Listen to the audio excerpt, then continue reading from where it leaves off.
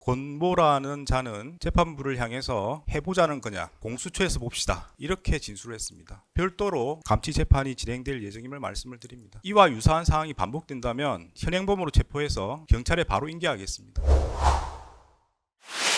기존 기일에 있었던 재판 과정에서 이제 감치 재판이 있었는데 관련된 감치 결정은 집행할 예정입니다.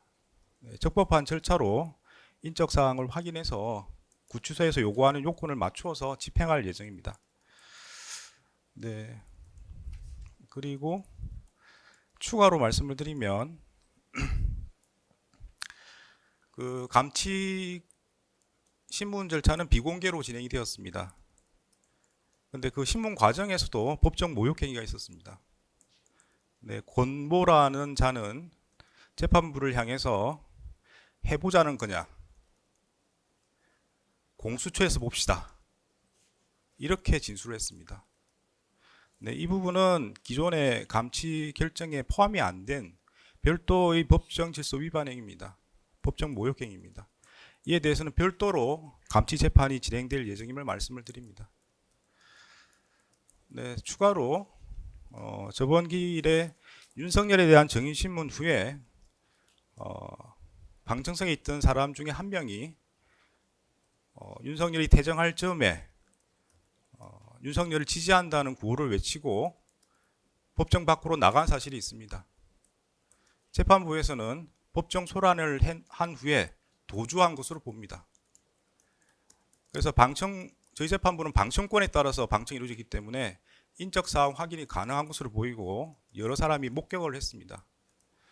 그런 자료를 통합해서 그때 남자였고 두꺼운 검은색 겨울 외투를 입고 있었습니다. 그래서 인적 사항을 확인 후에 법정 소란을 일으키고 도주한 사람에 대해서도 별도로 감치 재판이 진행될 예정임을 알려드립니다.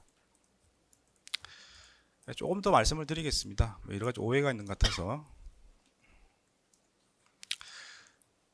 형사 소송 절차를 쭉 보시면은 헌법상에 보장되어 있는 진술 거부권의 행사를 염두에 두고 절차 진행이 가능하도록 규정들이 있습니다.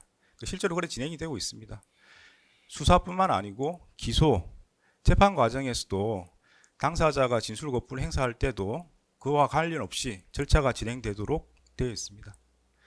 유독 형 집행에서 개인의 이름과 주민등록번호를 요구한다는 것이 적절한지 한번 검토해 보실 필요가 있을 것 같습니다. 그리고 법원은 개인정보보호법을 충실하게 이행하고 있습니다. 재판부에서도 그 관련 자료를 알 수 있는 방법은 어떤 절차를 거쳐야만 알 수 있는 것이지 함부로 알 수가 없습니다.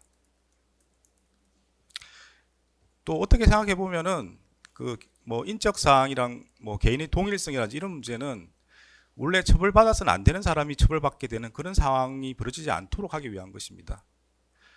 감치라는 것은 현행범처럼 범죄 행위를 한 사람을 바로 구금을 해가지고 구치소에 인계하는 절차입니다. 그래서 죄 없는 사람이 처벌받을 수 있는 가능성이 거의 없습니다. 그런 측면에서 보면은 인적 사항을 요구하거나 동일성을 요구하는 것은 더 완화될 필요가 있는 그런 절차입니다. 다른 사람이 이유 없이 처벌받는 그런 가능성이 거의 없습니다.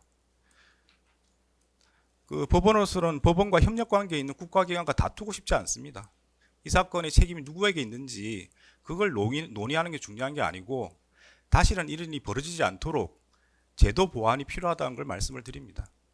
그 점에 대해서는 법무부나 서울구치소에서도 말씀을 하신 걸로 알고 있습니다.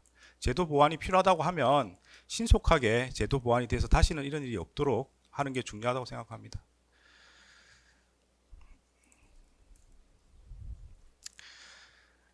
네, 상황이 이렇게 됐을 때 예컨대 감치 재판 중에 진술 거부권을 행사해서 인적사항, 구치소에서 요구하는 이름과 주민등록번호를 확인할 수 없을 때 어떻게 할 것이냐가 문제될 수 있습니다.